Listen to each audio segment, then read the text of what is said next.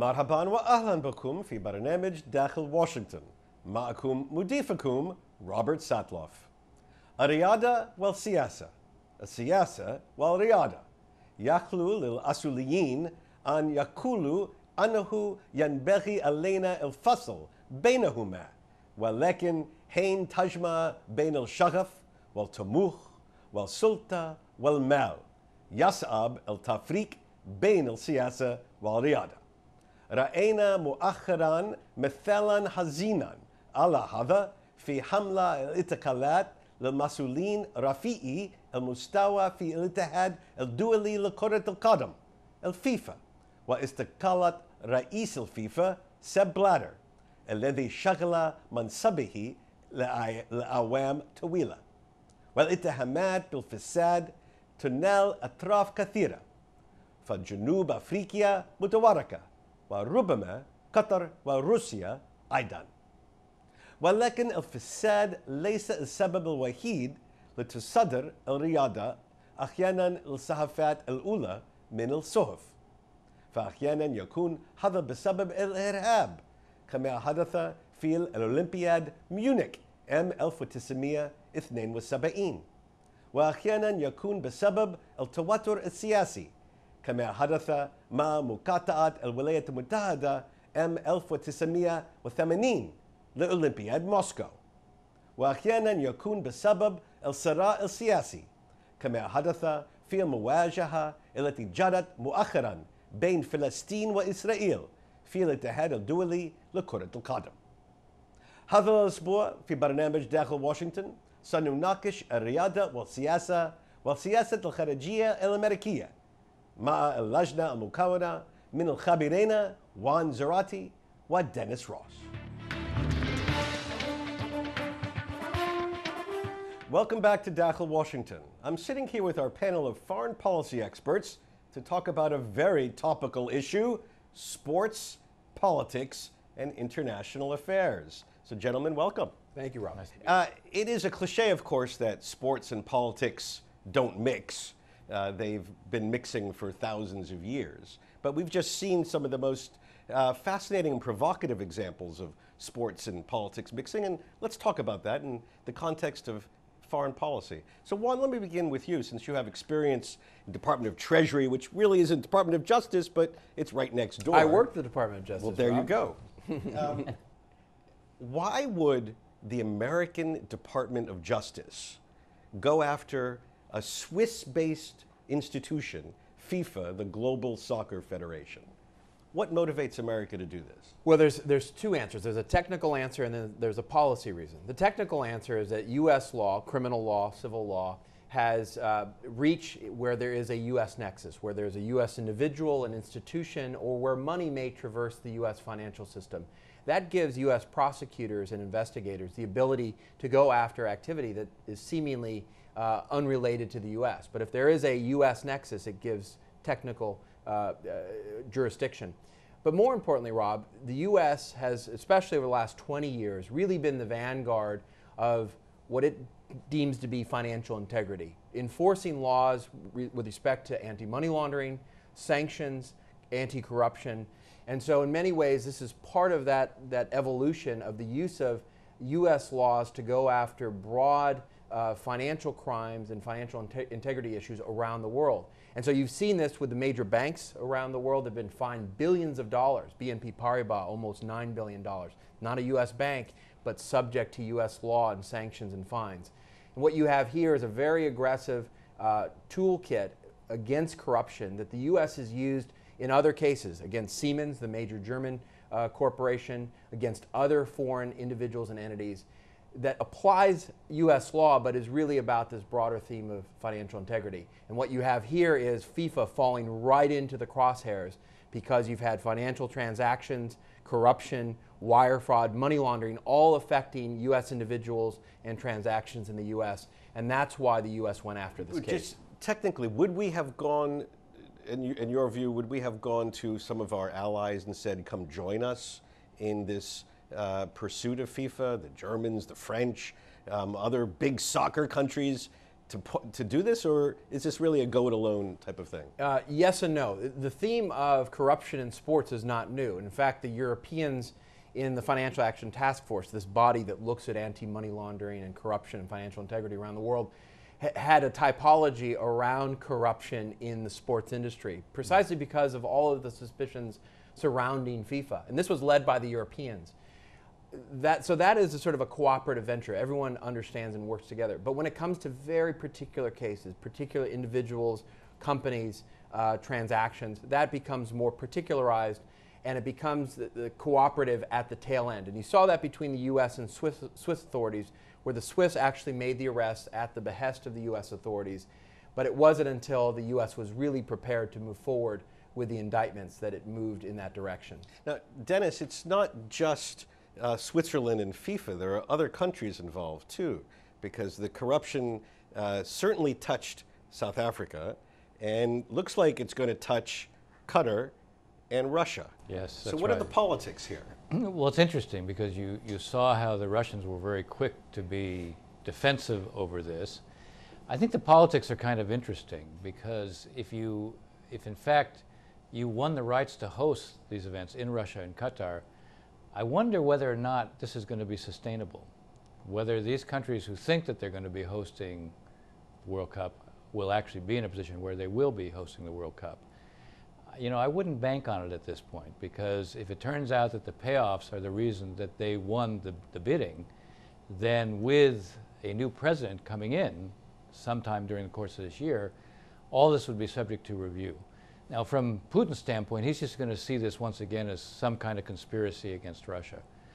Hosting the World Cup from a Russian standpoint is part and parcel what he wants to demonstrate. He went to Italy this week to show he's not being isolated internationally. What motivates Putin more than anything else is to demonstrate Russia on the world stage. World power, can't be ignored, plays a role everywhere. And if there's efforts to try to knock Russia down from that kind of a pedestal, it's because there's a kind of jealousy over Russia's prerogatives. And you can see that's the kind of postures he's likely to hold vis-a-vis this issue. Now the question is, will it affect Russia? Is it more likely to affect Qatar? This is something we just have to stay tuned and see. There is, of course, another Middle Eastern angle to this, where the last candidate against the now resigned president is the half-brother of the King of Jordan, Prince Ali of Jordan. Adds an interesting dynamics, especially to the Qatari World Cup, if the Jordanians are seen as running FIFA. How do you think this may play out? Well, certainly between Jordan and Qatar, shall we say, there's not been any love lost, and you can sort of see it in the context of what has been a broader regional rivalry. Jordan, for reasons that relate to the whole question of the Muslim Brotherhood. Qatar, because in Qatar it seems that they've never met a member of the Brethren they don't like unless they're within Qatar. So I do think that they will be watching this closely. I suspect that Qatar will be making nice, real nice to the Jordanians right now, and that's not the worst thing in the world. I think what's interesting about this too, Rob, is it underscores how intertwined sports and politics are, in particular in the context of what we call soccer, football, around the world, where soccer federations are very closely tied to the politics of a country, whereas Dennis said the acquisition of the rights to the World Cup or even advertising rights has sort of political dimensions. We've talked about this in the Russian context, where the twin pillars of the Sochi Olympics and the World Cup were really seen by Putin as central pillars of the demonstration of Russian ascendancy again. And so what's interesting is both in the governance, to your point about who's involved, there's an interconnection between politics and soccer around the world. Something a little bit different in this country, which I think makes this kind of case more feasible as well as more remarkable. And also the fact that you're going to have political ripple effects for weeks, if not months to come, in the context of South Africa, Russia, Qatar, but even places like Brazil, where there are already questions about corruption, and where the soccer dimension of this fits in becomes a very interesting dimension of the problem. Now, of course, this isn't the first time that politics and sports mingled. I mean, in our lives, I think at least a pivotal moment was the boycott placed on South Africa, apartheid South Africa, a generation ago. But we boycotted the 1980 Olympics. Well, I'm going to get up there, but South Africa, I think, was the first in the early 60s. Was that viewed as a success? Did that usher in a period where it was viewed as okay to politicize sports, or was that viewed as a one-off situation? You know, I think it's a really interesting question, because there was not, by the way, an immediate success in terms, on the one hand, you saw that action in the 1960s, but the real effort to isolate South Africa through sanctions doesn't become much more successful until the 1980s. And its impact in terms of changing South Africa doesn't take place until the end of the 1980s. So there is a long gestation period here before you see the relationship between the moves that were made in sports and the political consequences. But I do think it was very significant because, in a sense, it broke a taboo. The idea that you could never politicize sports, that sports always had to remain immune, that somehow you were taking a domain that should be left free of any kind of political considerations, and it became clear that you couldn't, that there were behaviors that, in a sense, crossed all borders. It transcended the kind of separation that you might otherwise create. So I do think it established a precedent, and I do think it had an implication over time. But Rob, I do think that the very idea of sports playing a role in diplomacy and relations dates even before that. You look at the ping pong diplomacy of the 70s between the U.S. and China, interactions between hostile states that takes the first form of exchanges of athletes or competitions or tournaments. That's been with us for a long time. I think you're right, though, and Dennis is right in his analysis, which is the South African case is an interesting one because the denial of access to that world of sport really became part of a tableau of sanctions and isolation that over time really took its toll on South Africa and did then usher in real questions about whether or not sporting events and attendance at them, for example, in the 1980s Olympics, should become a key element of diplomacy as opposed to just an ancillary or interesting one. One side note on this, Rob, it's interesting as we talk about the opening of relations, for example, between the U.S. and Cuba potentially, that much of the discussion is around how sports plays into that, in particular the commonality of interest of baseball between the United States and Cuba. And so really sports becomes a bridge builder. It also becomes and has become a way of isolating a country. Okay, you're all hitting all the topics I'm going to get to. So when we come back, we're going to talk about the tit-for-tat boycotts of 1980 and 1984 and other more recent examples, some very unhappy, of politics and sports mixing up with each other in just a moment.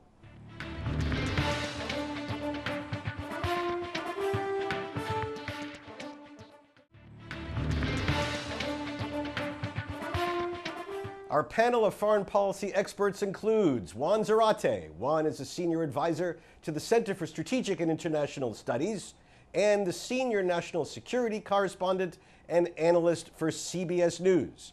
One of our nation's leading counterterrorism and national security experts. An attorney by training, he was the first ever Assistant Secretary of the Treasury for terrorist financing and financial crimes. His experience is the subject of his excellent book titled Treasury's War, The Unleashing of a New Era of Financial Warfare.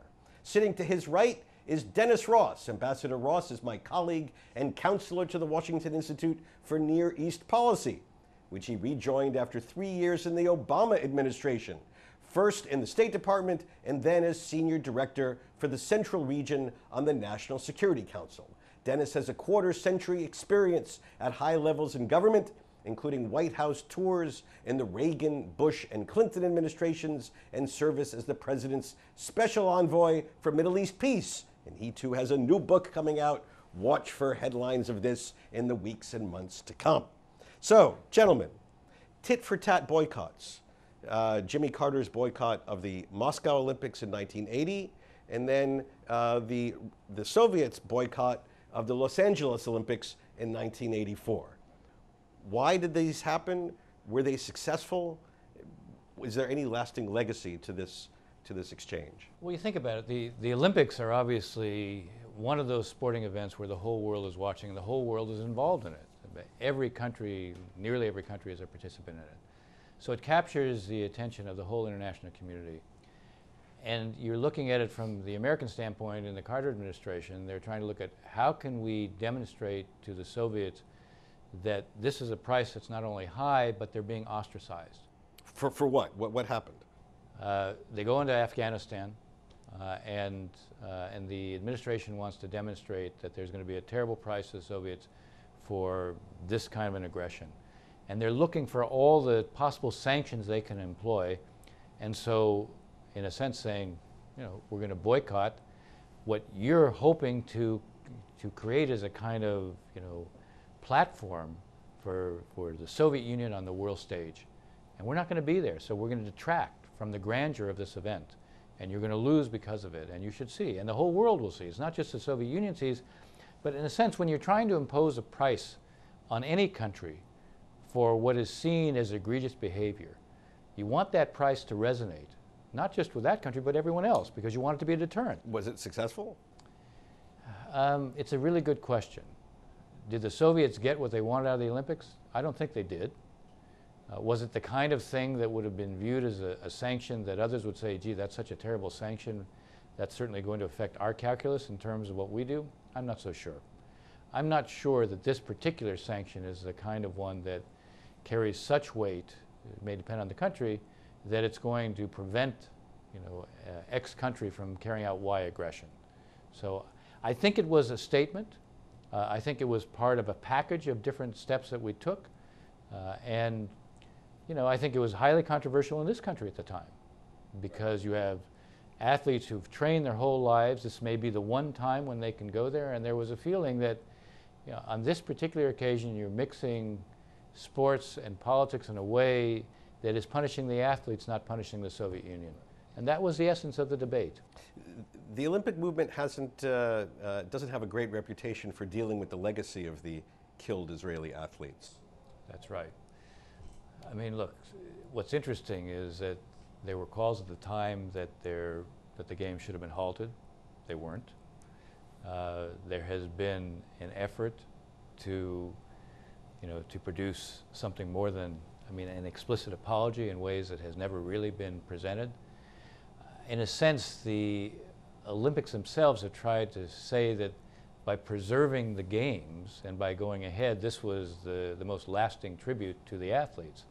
And that has really rung kind of hollow, I think, with most Israelis. I actually was in Israel at the time, and I recall nothing else mattered. I mean, this was so all-consuming, and you know, the scars are felt to this day. So, gentlemen, when you look out in the future with all of this as background, what do you think about international sports? Can it ever reclaim this ideal of amateur athleticism, or is it just part of what we do in international politics? Well, I think there are two dynamics at play. I think sports have grown more commercialized over time, even amateur athletics, even all the way down to youth athletics. You see a commercialization that brings in big money, brings in media rights, brings in the marketing firms, all of which is involved in this FIFA case, right? The big money has led to the big corruption case. In addition, you have the globalization of sports. And so, you know, at any time in an American bar, you can watch rugby from Australia, cricket from Pakistan, soccer from Africa, American football, all in the same bar. And so in many ways, there's a globalization to sports that inherently injects it into international relations, like it or not. And the big money, the big politics, certainly creates a dynamic where you're never going to be able to disentangle them, I think. Having said that, though, it's almost a globalization that is a reminder of sports is one of those things that everybody can share. You know, you're looking for what is it that we have in common as parts of humanity. And sports is something that people generally can relate to. It's an outlet. It's something that should bring people together. It shouldn't be a source of hostility. Obviously, we see soccer riots and the like. But I do think as an ideal, notwithstanding the money, notwithstanding the corruption, if you're looking for what are bridge builders, it's not an accident that sports has been used as a possible bridge builder between countries, whether it's baseball between us and Cuba, whether it was wrestling between us and the Iranians, whether it was ping pong between us and the Chinese. You're looking for what are those areas of potential commonality where you can show your common humanity and your common interests. Sports will continue to be that vehicle. Okay, so I hear this tension, the vehicle for humanity I and don't the way to disagree. make money. I think it's a way to build bridges, but it's certainly part of the international diplomatic dialogue. Gentlemen, thank you very much for being sports commentators at this episode of Dakhel, Washington. Our pleasure. Thank you, Rob.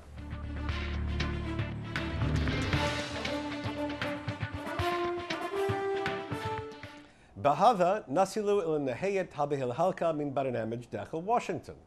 إذا كانت لديكم أي استفسارات أو تعليقات حول هذه الحلقة، وخاصة حول أثر فضيحة الفساد في الفيفا في بلدكم، أرجو أن تراسلوني مباشرة على عنوان البريد الإلكتروني التالي insidewashington@alhurra.com.